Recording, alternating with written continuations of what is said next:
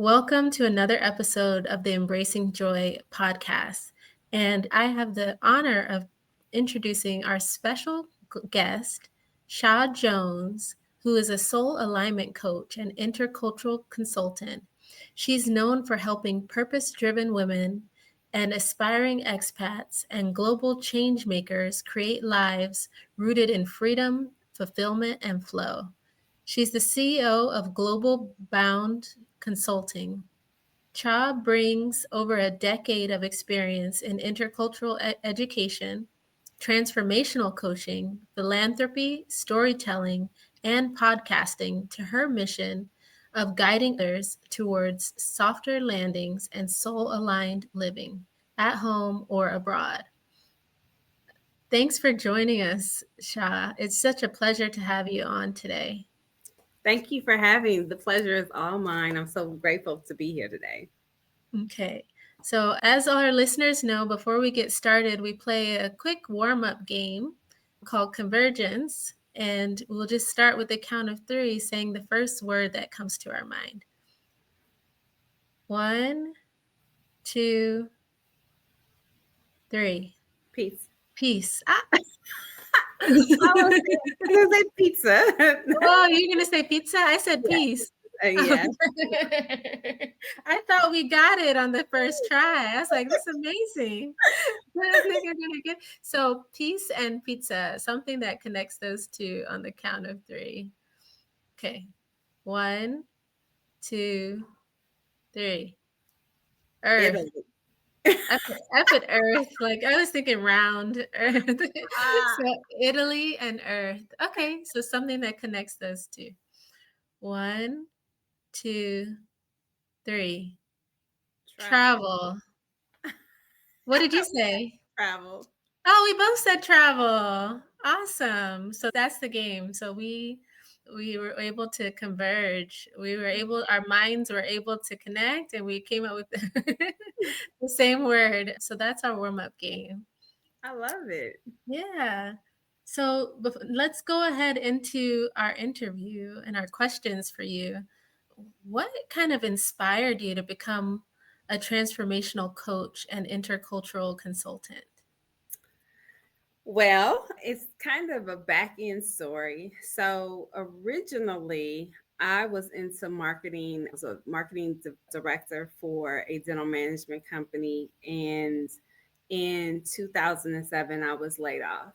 And so I took my severance package and I went and I moved to Charlotte, North Carolina. And at the time, I started studying life coaching and I became a life coach, certified as a life coach, as well as an emotional intelligence coach.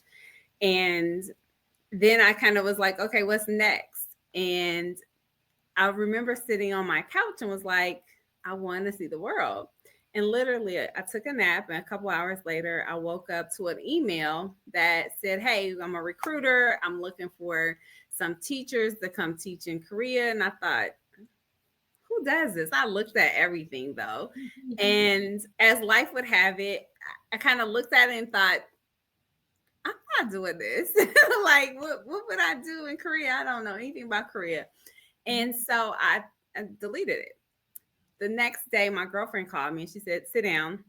Now, I want you to listen to me. Don't interrupt, but I think you're the only person crazy enough to do this with me. But I'm going to go teach in Japan and I want you to go with me. And I was like, I'm not a teacher though. And she was like, no, but we're going to go see the world and all this. Yeah. And so I thought, okay, whatever. Just send me the information. She sent it. I applied. And literally that evening, a lady contacted me. We did the interview. She said, I want to accept you into the program, but this is the problem. I don't have any more positions in Japan. Would you be willing to go to South Korea? And so at that particular point, I just was like, I believe in synergy and synchronicity. And so I kind of was like, okay, obviously there's a divine reason because it's coming back again. And I literally deleted this yesterday. And so, hey, and so I basically went to South Korea and I thought, I'm not sure how I'm going to translate my coaching business because I just got certified and I was going through the whole process of getting clients and what do I want to do with this whole coaching thing. And literally, I started meeting different coaches. I started going to Toastmasters when I got to Korea, and life just kind of shifted. But I was also a professor. So I had the opportunity to meet a lot of influential people. And I, basically started teaching a class in a short amount of time. They asked me to produce a class that was going to help some volunteers, and it was an intercultural class. And I didn't get intercultural training when I went to Korea. I Mhm. literally winged it. They dropped me in a apartment. 2 days later, they came and got me, and it threw me into a job. And they didn't teach me anything about the culture. I had just so happened to prep myself prior to going. And so when I had this opportunity to teach this class, I kind of like, okay, what do I do? And I just Googled a whole bunch of stuff.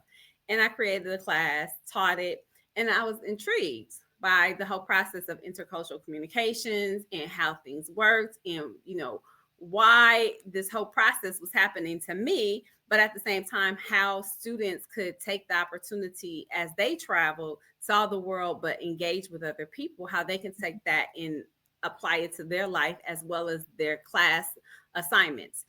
And about a year later, I was on vacation. I came back to the US and I was in a head on collision.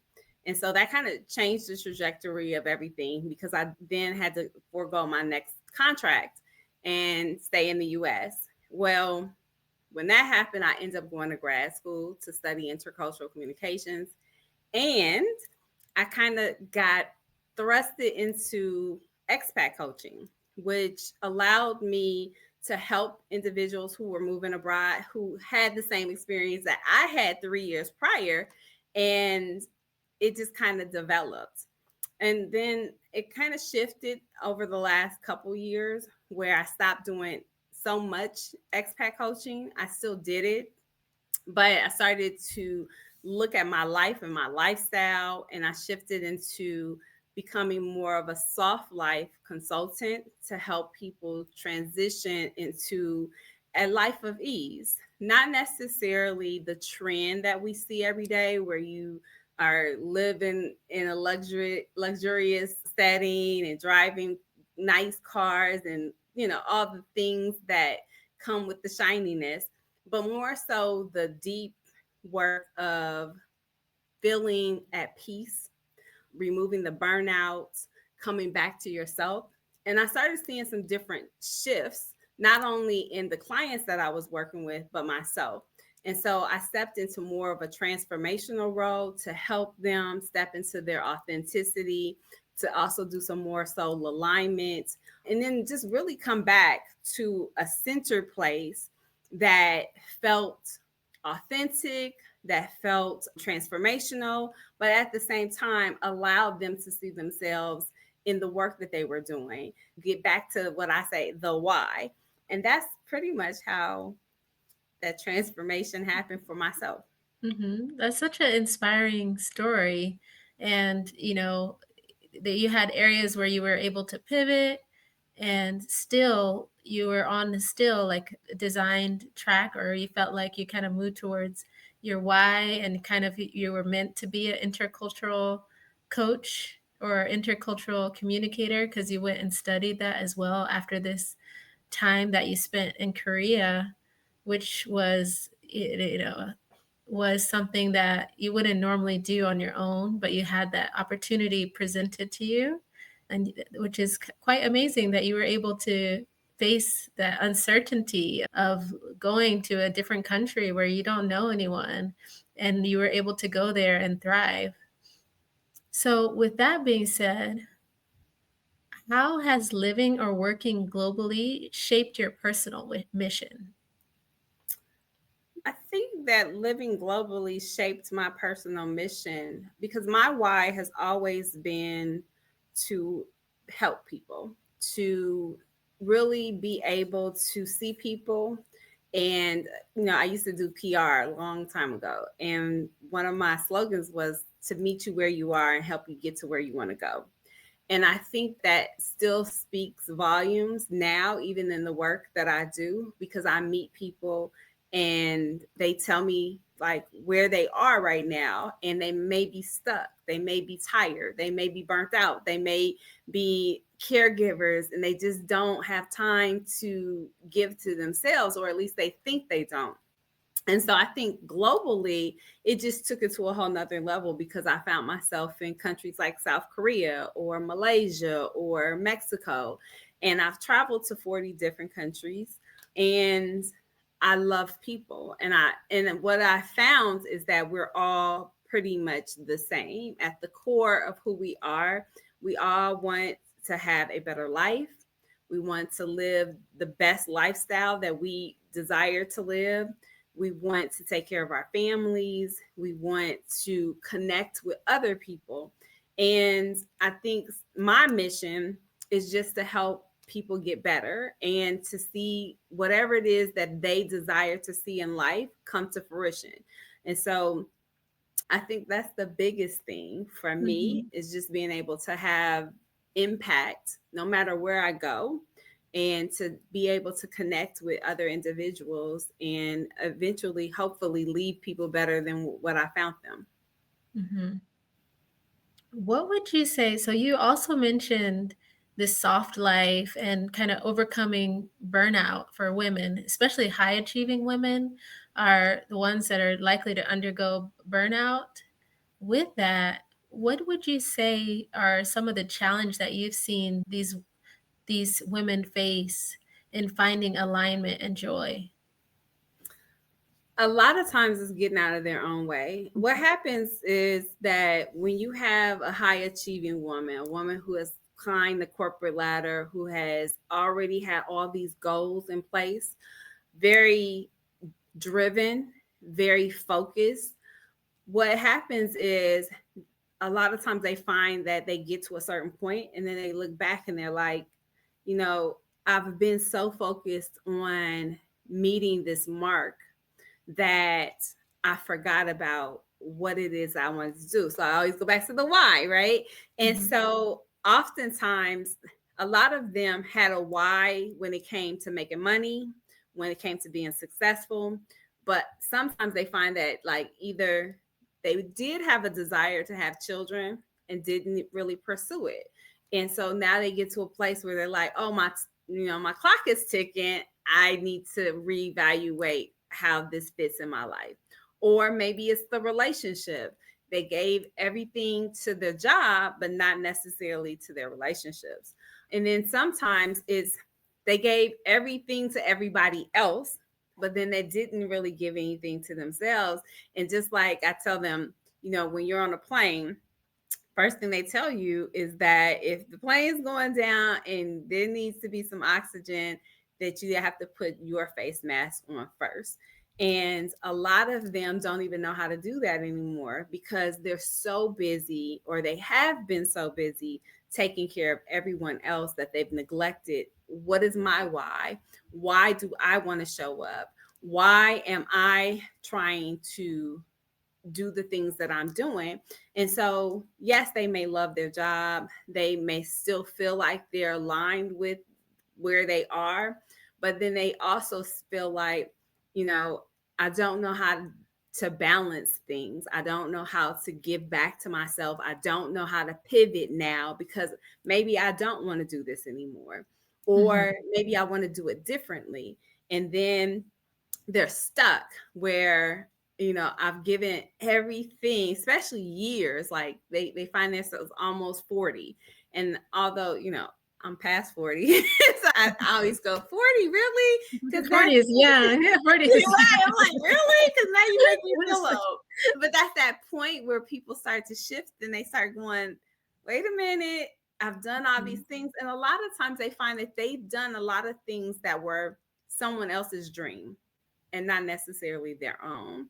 And Mhm. so it's that morning they wake up and they go, I haven't lived. So if my last days were, coming up, I haven't actually lived. I haven't done the things that I really wanted to do. So it's about reevaluating and finding their peace again, finding what really aligns with their soul, and also taking some things off of their plate that probably shouldn't even be there.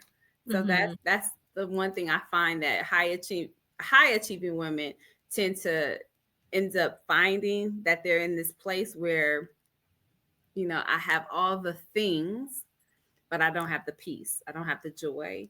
I'm Mm-hmm. not connected to my soul anymore. And I'm kind of just showing up or just existing, but I'm not thriving or living anymore.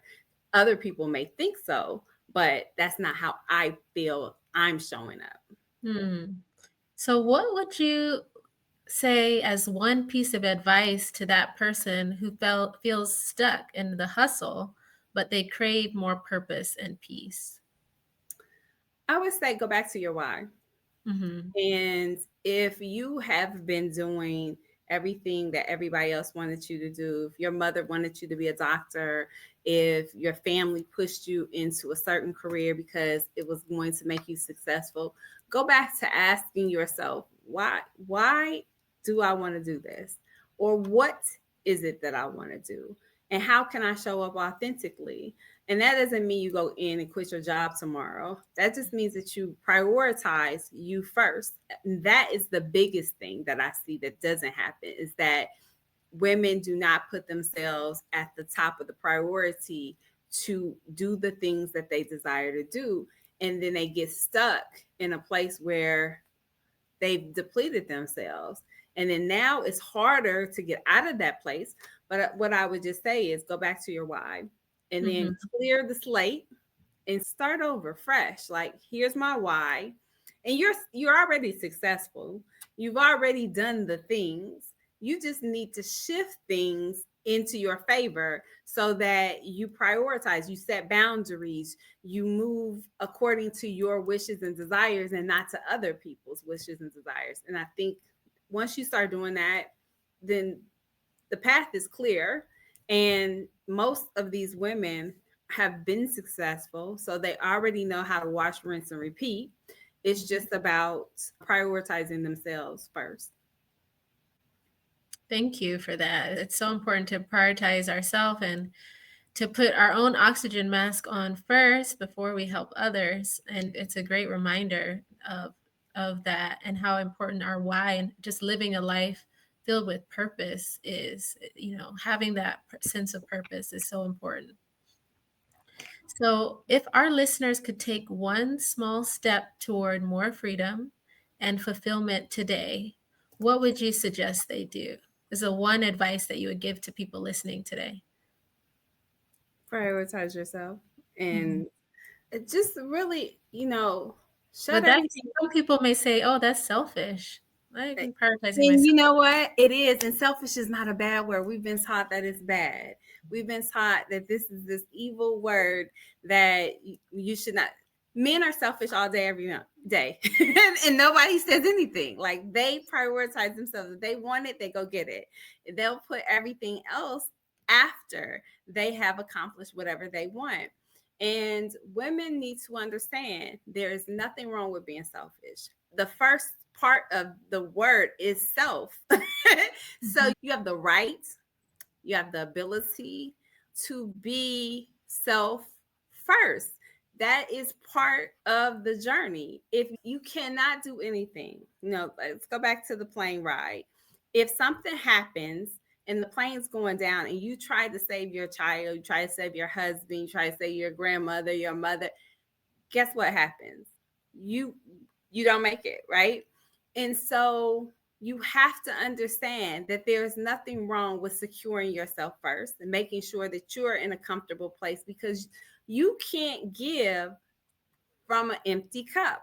You cannot help other people unless you help yourself first. And it's so hard for women because we go, oh, but my child needs me. Yes, they do. But if you're not here, how are they going to have you? Because Mhm. you've already dedicated so much to everybody else and you have put yourself last. And then you want to know why you're not winning in the way in which you desire to win. And that means that you have to prioritize and set boundaries and understand that if I feed myself, if I cover myself first, I can then be of assistance to other people. I can then show up for other people. I can give from my overflow, and it's not going to hurt me. It's not going to hinder me.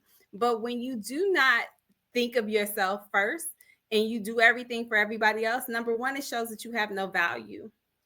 And when things do not have value, what happens? It depreciates. And Mm-hmm. when it depreciates, then it nobody wants it, right? So you end up putting yourself in a place where you don't want to be, because you're not going to be any good to not yourself or anyone else. So be okay with being selfish. Be okay with saying, and it's hard at first, because I too had to go through like, but is that wrong? Because I had always been told that's Mm-hmm. so selfish, or, all you think about is you. I didn't even have a child. Like, Mm-hmm. and at that point, yes, I should prioritize and think about me first. That doesn't mean that you disregard anybody else, but you have to set boundaries. Otherwise, people will run amok in your life. If you continue to give everything away, what's going to be left for you? And the thing that I think of when I think about women is the cup. If your cup is not running over, then you don't have anything to give. Mm-hmm. It's from your overflow that it's considered giving. If you give anything out of that cup and it's not overflowing, you are depleted because you didn't have enough. You don't have enough to give. So I think it's imperative for women to understand that you have to be selfish and you have to sit okay with that. And it takes a minute, but Mm-hmm. eventually you'll get to the place where you're like, you know what? I'm taken care of. Now I can give, Mm-hmm. because you're not giving from a And, deficit.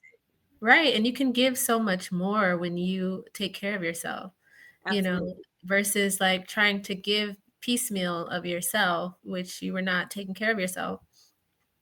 And you can't give so much, but when you're healthy and you took care of yourself well, then you can give to others much more and for much longer because you live longer as well.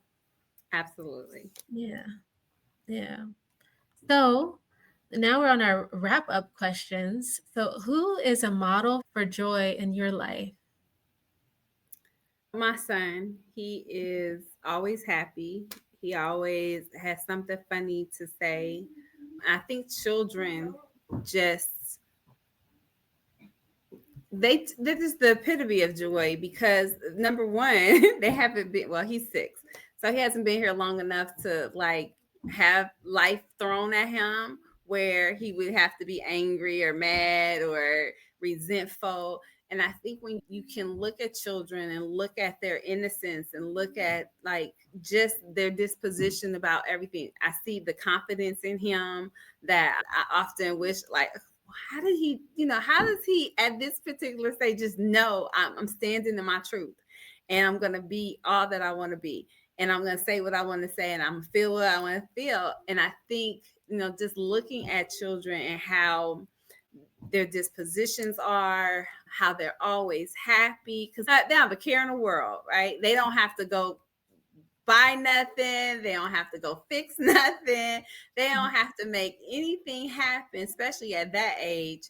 And so all they can do or should do is just be happy. And so he kind of like, when I'm looking at myself and thinking, okay, I'm doing too much over here or not enough here, then, he'll always come by and say something that's funny or just give back to me what I feel like I need at that particular point. And so, yes, I would definitely say just a child's joy. Children. Yeah, a child's joy is a magical thing. So, thank you for that.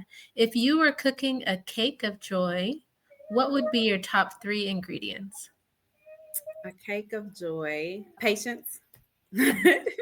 I think patience is definitely needed, especially in this Mhm. world. I think sweetness. Mhm. Just, I think when you learn how to be sweet and kind, things just happen and come out better. Then I would think the last thing is, so patience, sweetness, and inspiration. Mhm. Nice. Well, thank you for that. So, everybody listening, this was a wonderful episode with Shad Jones. If you want to learn more about her or follow her, you can follow her on Facebook, Shaw Jones. She also has a website, www.shawjones.com. She's on YouTube at Shaw Jones, and she's on Instagram as well at the Shaw Jones. Thank you so much for joining us, Shah. It's been such a pleasure. Thank you. Thank you for having me. It's a pleasure to have been here. I love the games and I love all the questions. And I'm so glad that you are doing this podcast because people need more joy and they need to know how to embrace it as well. Thank you. So make sure to like this episode, to share it with a friend, and subscribe so you'll know all of our latest episodes. Take care.